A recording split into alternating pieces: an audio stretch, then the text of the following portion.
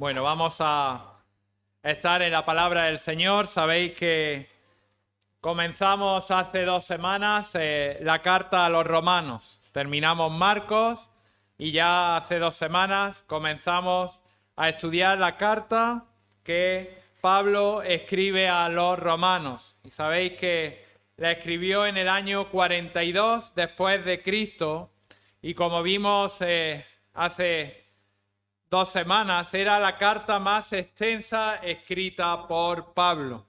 Y podemos considerarla como la más importante desde un punto de vista teológico. Si recordáis, comenzamos con Romanos capítulo 1, los versículos del 1 al 7, pero estuvimos específicamente en los 4 primeros versículos. Y vimos como Pablo escribía a estos creyentes, que eran creyentes comunes y corrientes, que necesitaban saber que toda persona es pecadora. Y por lo tanto, lo único que merece como consecuencia del pecado es el infierno. Eran creyentes que necesitaban saber que solamente en Cristo hay salvación, que solamente Cristo provee la reconciliación, que solamente Cristo te puede liberar del pecado y solamente en Cristo encuentras una seguridad de vida eterna. Por tanto, podemos señalar que el tema principal de esta carta es el Evangelio.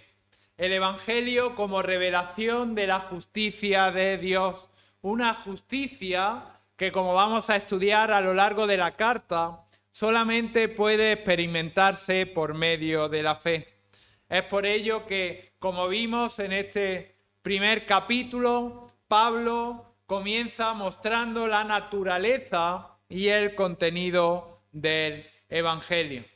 Vimos qué implicaba el mensaje del Evangelio, vimos qué implicaba por extensión toda la palabra de Dios, y vimos como el anunciar el Evangelio no era algo opcional en nuestra vida, sino que debemos de anunciar y debemos de cumplir toda su palabra. Como creyentes, Pablo le escribe y la palabra de Dios nos exhorta a que no podemos vivir una vida de fachada. O somos esclavos de Cristo o agradamos y somos esclavos del pecado. Vimos que no podíamos servir a 2 señores a la vez. O servimos a Cristo en toda su voluntad, lo agradamos en todo, o si no estamos así, estamos siendo esclavos del pecado. Además vimos cuál era el contenido del Evangelio y vimos que el Evangelio es Cristo, ¿verdad?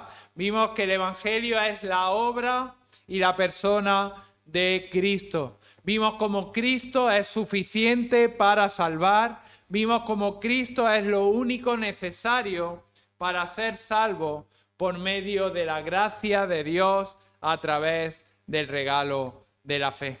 Y en esta mañana vamos a terminar este saludo inicial de Pablo a los romanos estudiando el pasaje que va desde el versículo 5 hasta el versículo 7, donde vamos a estudiar las buenas noticias que nos da el Evangelio. Las buenas noticias que nos da el Evangelio. Fijaros, dice versículo 5.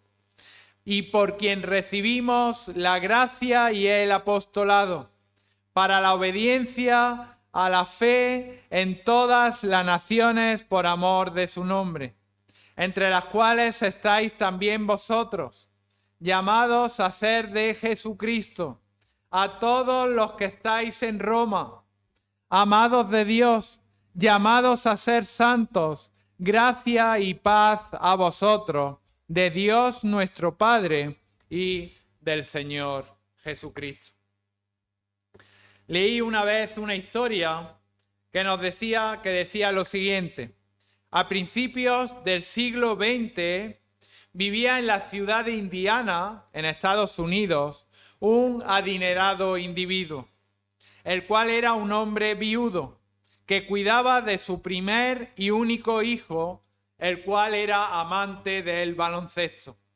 Cada día jugaba en una pequeña canasta construida por el padre en el jardín, pasando así la mayoría de sus días. Este hijo, a los 24 años, falleció tras una larga enfermedad. Tras su muerte, el padre del hijo no pudo superar la pérdida y falleció poco tiempo después. Antes de morir, el padre dejó como última voluntad que la cancha de baloncesto que había construido para su hijo fuese subastada al mejor postor. Era una cancha, una pista poco atractiva, al lado de la casa. Los aros de la canasta estaban ya oxidados y había algún que otro hoyo en la pista. Además, estaba cerrada por los 4 lados y apenas entraba el sol. Esta pista salió a subasta y tras mucho tiempo, un viejo hombre de la ciudad de Indiana la adquirió por muy poco valor. Al entrar dentro de ella, ¿cuál fue la sorpresa cuando no solamente se encontró la cancha de baloncesto, sino un documento firmado en el cual heredaba todas las fincas, todos los animales y toda la fortuna de este hombre? Este relato, esta historia que sucedió en el siglo pasado, nos ilustra la provisión que Dios ha hecho por la humanidad caída. Cualquier persona que se agarre a los méritos de Jesús, cualquier persona que se arrepienta y crea en Jesús, va a heredar no una finca con animales como este hombre, sino va a heredar la mansión celestial, va a heredar el reino de los cielos. Y este es el mensaje precisamente que Pablo anuncia a los creyentes, anuncia las buenas noticias que han recibido para creer en Cristo. El creyente, aquellos que han depositado su fe en el Señor Jesucristo, tenemos riquezas que van más allá de lo que cualquiera de nosotros podamos imaginar. Muchas veces nos fijamos en lo terrenal, pero hemos cantado que no soy yo, mas es Cristo en mí. Tenemos una vida eterna. Tenemos una vida que no va a terminar. Para el creyente, la muerte no es el final. Fijaros, dice, porque de tal manera amó Dios al mundo que ha dado a su Hijo unigénito para que todo aquel que en él cree no se pierda, mas tenga vida eterna. Hemos también hoy en la mesa del Señor visto como somos una fuente de agua espiritual que nunca se va a apagar. Tenemos un amor del cual nunca vamos a ser separados. Fijaros un poquito más adelante, en el capítulo 8, versículo 39, dice: ni lo alto, ni lo profundo, ni ninguna otra cosa creada nos podrá separar del amor de Dios. Por tanto, lo que Pablo está haciendo en estos 3 versículos está resumiendo esas buenas nuevas del Evangelio. Está describiendo en qué consiste su provisión, su proclamación, su propósito y sus privilegios. Fijaros, el primer punto, por tanto, es la provisión del Evangelio. La provisión de las buenas noticias, dice versículo 5, y por quien recibimos la gracia y el apostolado. Para ver de quién lo recibimos, fijaros versículo 4, fue declarado Hijo de Dios con poder, según el Espíritu de Santidad, por la resurrección de entre los muertos. ¿Qué está diciendo aquí Pablo? Por quien recibimos la gracia y el apostolado. Está diciendo que a causa no nuestra, sino a causa de ¿quién? A causa de Cristo nos es dada tanto la gracia de la salvación como el llamado a servir al Señor. Es decir, nos anuncia dos provisiones que son importantes. Por un lado nos anuncia las buenas nuevas de Dios, nos anuncia la conversión que es por la gracia de Dios, y por otro lado el apostolado, haciendo referencia a que todo creyente está llamado a servir. Fijaros, en primer lugar, por el mensaje del Evangelio recibimos la gracia de Dios. ¿Qué es la gracia? Es un favor desmerecido, inmerecido, desmerecido de Dios. Es un favor que ninguna persona puede ganar. Es un favor que no podemos aportar nada que tengamos para recibirlo. La gracia es la misericordia amorosa de Dios, a través del cual Él concede la salvación como un regalo a quienes confían en su Hijo. Cualquier persona que deposita su esperanza, su confianza, cualquier persona que cree en Jesucristo como su Señor y Salvador, Dios en su soberanía infunde a esa persona el hálito de vida y pasa de muerte espiritual a estar reconciliado con Dios. Por eso, como creyentes, toda la gloria es para Cristo. Toda la gloria es para Dios. No tenemos de nada que felicitarnos. No tenemos nada que contribuirnos a nosotros mismos, porque nadie, absolutamente nadie, puede salvarse a sí mismo. Fijaros un poquito más adelante en Romanos capítulo 3, versículo 24, dice: nosotros somos justificados gratuitamente por su gracia mediante la redención que es en Cristo Jesús. Por tanto, la salvación por obras no tiene cabida.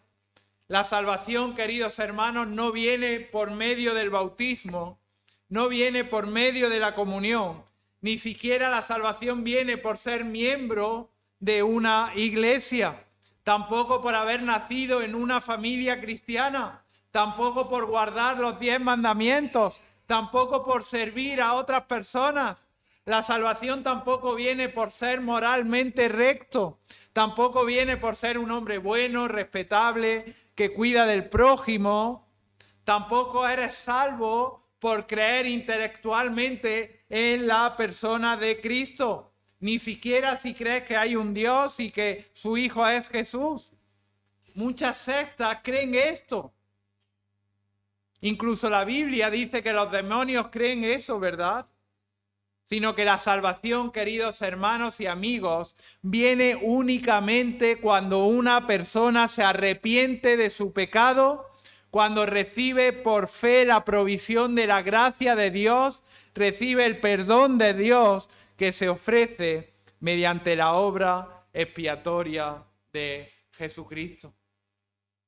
Las buenas noticias, las buenas nuevas del Evangelio es que Dios, en su soberanía y siendo 3 veces santo, bajó su mirada para fijarse en la humanidad pecadora, en la humanidad caída y en su gracia, porque ninguno de nosotros lo merecíamos, ofrecer a su único Hijo para su salvación.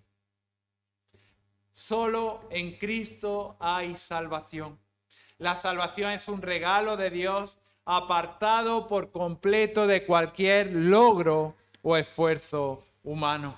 Dios es el que inicia el cambio, Dios es el que obra para que se produzca la reconciliación. Y por medio de la preciosa obra del Señor Jesucristo en la cruz, Dios vuelve su favor hacia nosotros.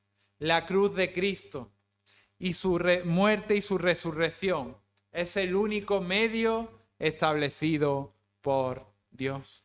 Y si hoy estás aquí en esta mañana y no has depositado tu fe en Cristo, si vives pero realmente no te has arrepentido de tu pecado, si no te has reconciliado con el Señor, si no has nacido de nuevo, te ruego, como el apóstol Pablo, ¿verdad? En 2 de Corintios capítulo 5, versículo 21, reconcíliate con Dios. Arrepiéntete de tu pecado. Gira 180 grados y cree en Jesús como tu Salvador.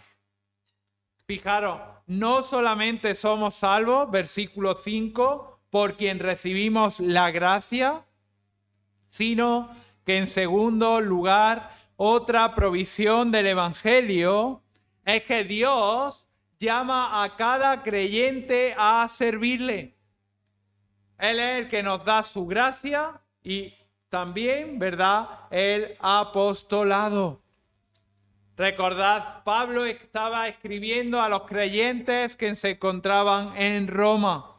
Pablo ya en el versículo 1, recordad, había mencionado su propio llamado, había mencionado su cargo como apóstol y por esto este versículo parte de ello para señalar que Dios llama y envía a todos los creyentes. ¿Qué significa esta palabra? Del griego apostolos tiene el significado de el que es enviado. Fijaros, Dios en su soberanía escogió a 13 hombres, ¿verdad?, en la iglesia primitiva para ejercer el cargo de apóstoles. Estos 13 hombres eran un grupo específico, único, que recibieron la autoridad por parte del Señor Jesucristo para proclamar y para autentificar el Evangelio. Sin embargo, toda persona que pertenece a Dios mediante la fe en Cristo es también un apóstol, pero en un sentido más genérico. ¿Por qué? Porque Dios envía a cada creyente para anunciar el mensaje del Evangelio. De hecho, el evangelista Lucas se refiere a Bernabé, que no formaba parte de esos 13, como un apóstol, en Hechos capítulo 14, versículo 14. En Filipenses capítulo 2, versículo 25, también se le aplica el mismo término a Epafrodito. No quiere decir que fuesen de ese grupo de apóstoles, que era un grupo específico, pero sí fueron llamados a anunciar el mensaje de Cristo.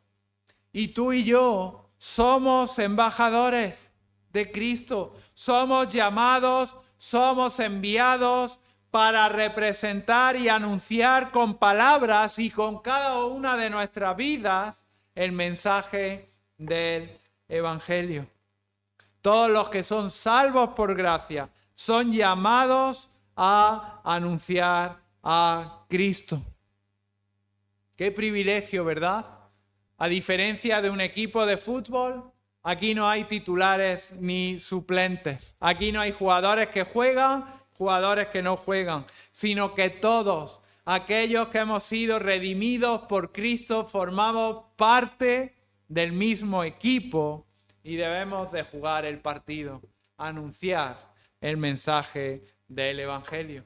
Por eso ahora podemos entender Efesios capítulo 2, versículos del 8 a 10, cuando dice que somos hechos a hechura suya. ¿Para qué? Para buenas obras que Dios preparó de antemano para que anduviésemos en ellas. Esta es la provisión. Estas son las buenas noticias, que somos salvos por gracia y que podemos proclamar el mensaje del Evangelio. El segundo punto va a ser la proclamación y el propósito de las Escrituras. Fijaros, segunda parte dice del versículo 5, dice, para la obediencia a la fe en todas las naciones por amor de su nombre. entre las cuales estáis también vosotros, llamados a ser de Jesucristo. Hemos visto la proclamación y el propósito. Fijaros la proclamación para la obediencia a la fe en todas las naciones. Hemos sido llamados a salvación, hemos sido llamados al servicio y también, fijaros, somos llamados a testificar de Cristo. Somos llamados a testificar de Cristo. ¿Con qué finalidad? Pues como dice este texto, para traer como resultado la obediencia a la fe de los demás. Es decir, para que los demás puedan llegar a la salvación. ¿Qué quiere decir esto? Que nuestra vida no puede estar alejada de nuestra fe. La fe y la obediencia están tan unidas estrechamente que se podrían comparar como dos gemelos idénticos. Cuando lo vemos uno frente a otro y son iguales. Es decir, una persona que afirma tener fe, que afirma creer en el Señor Jesucristo, pero su vida refleja una vida de desobediencia a la palabra de Dios, nos está mostrando que nunca ha sido redimida. Nos está mostrando que vive una vida de mentira. La consecuencia de una fe en Dios es una obediencia a la palabra de Dios. Porque si no, fijaros, este texto nos está enseñando que nuestra fe sería fraudulenta, que es una fe que no sirve para nada. Si hemos sido salvos por gracia, si hemos sido llamados a anunciar el Evangelio para la obediencia a la fe en todas las naciones. Esto no quiere decir que seamos salvos por medio de las obras, pero sí quiere decir que una persona que ha sido salva tiene que hacer buenas obras. No para salvación, pero sí para testimonio a los demás. ¿Por qué Dios nos salva? Lo ideal, ¿verdad? Que sería que fuésemos salvos y que inmediatamente Dios nos llamase a su presencia, ¿verdad? Hemos sido salvos, hemos sido redimidos, que nos lleve a su presencia. Pero no nos deja aquí, ¿verdad? Nos deja en esta tierra. ¿Para qué? Lo hemos visto. Para anunciar el Evangelio. Nos deja para ser los embajadores suyos aquí en esta tierra. Nos deja para llamar a todas las personas a la salvación. Nos deja para que nuestra vida sea una vida de obediencia y de reflejo de nuestra fe a los demás. Si no, el Señor nos llevaría inmediato a su presencia. La fe genuina de un verdadero creyente es una fe obediente, ya que la verdadera fe se verifica a través de la obediencia.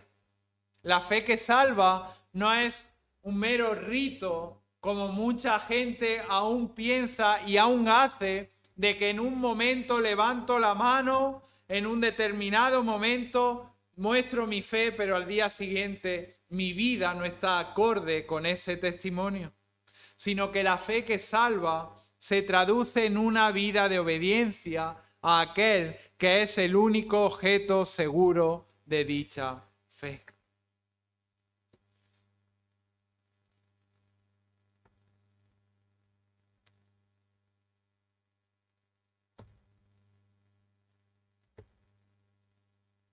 Y no solamente eso, sino que vemos, fijaros, a la fe en todas las naciones.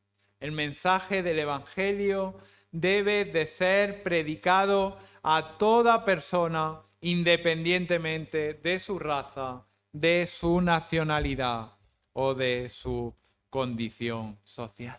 Es para todos. son buenas noticias para todos.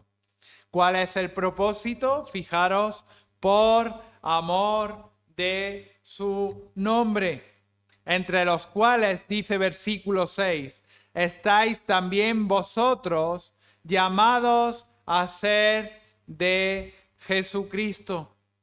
Aunque Dios, como hemos visto en Juan 3:16, entregó a su propio Hijo para salvar al mundo, y aunque Dios, como dice segunda de Pedro capítulo 3 versículo 9, no desea, repito, no desea que ninguna persona perezca, debemos de señalar que la salvación del hombre es un subproducto de la gracia de Dios, cuyo objetivo principal es desplegar en todo su esplendor la gloria de Dios. Cuando una persona cree en Cristo, esa persona es salvada. Pero aún más importante que eso, Dios es glorificado, debido a que el don de la salvación se debe por entero a su voluntad y poder soberano. Por la misma razón, queridos hermanos, Dios es glorificado cuando el creyente ama a su Hijo. Dios es glorificado cuando hace su voluntad. Dios es glorificado cuando el creyente y los pensamientos del creyente se alinean con los pensamientos de Dios. ¿Por qué? ¿Para qué vive el creyente? Para la gloria de Dios. Cuando somos salvos, damos la gloria a Dios, pero cuando obedecemos su palabra, damos la gloria a Dios. ¿Cómo vivimos para su gloria? Obedeciendo a Dios. Por eso dice, fijaros en Romanos, capítulo 11,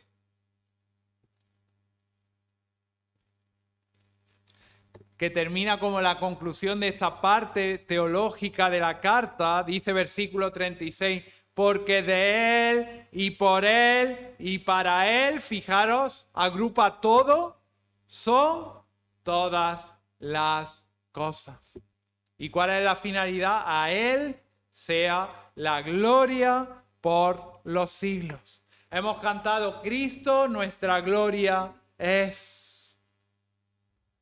Recordad, queridos hermanos, Pablo estaba escribiendo a los creyentes en Roma. Estos creyentes estaban entre diferentes naciones que habían sido llamadas a salvación y estaban siendo exhortadas a obedecer, como hemos visto. Fijaros, finalmente, el tercer punto son los privilegios de las buenas nuevas. Los privilegios del Evangelio, dice versículo 7, a todos los que estáis en Roma, amados de Dios, llamados a ser santos, gracia y paz a vosotros, de Dios nuestro Padre y del Señor Jesucristo. Entre todos los privilegios que poseemos, aquellos que hemos sido salvos por la gracia de Dios, podemos encontrar, fijaros, que somos amados de Dios. El que seamos sus llamados a ser santos, el que seamos, como hemos visto, aquellos que somos exhortados a obedecerle. Fijaros, somos amados de Dios. Pablo está escribiendo a creyentes en Roma que no solamente Dios los ama en ese momento,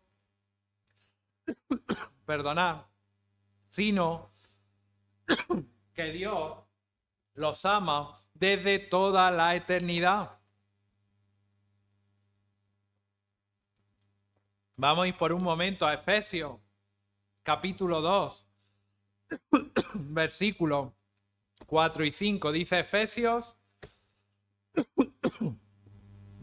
capítulo 2, versículos 4 y 5.